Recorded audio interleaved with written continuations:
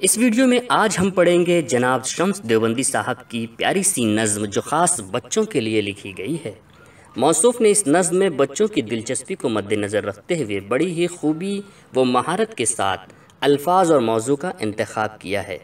हमारी आपसे गुजारिश है कि इस नज़्म को पूरी तवज्जो के साथ मुकम्मल सुने और ज़बानी याद करके अपने उस्ताद और वालिदैन को सुनाएं।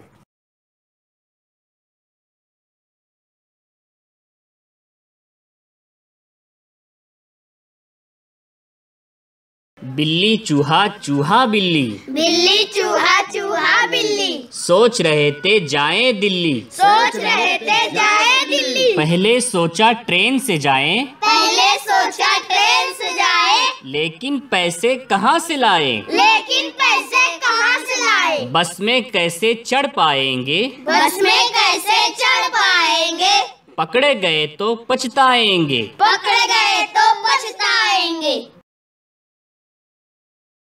चूहा बोला बात बदलकर, चूहा बोला बात बदलकर, हम जाएंगे पैदल चलकर। हम जाएंगे पैदल चलकर। सुन के बिल्ली भी मुस्काई, सुन के बिल्ली भी मुस्काई, फिर बोली हाँ ठीक है भाई। फिर बोली है ठीक है भाई। खुश थे दोनों दिल में अपने, खुश थे दोनों दिल में अपने, देख रहे थे रंगीन सपने। देख रहे थे रंगीन सपने।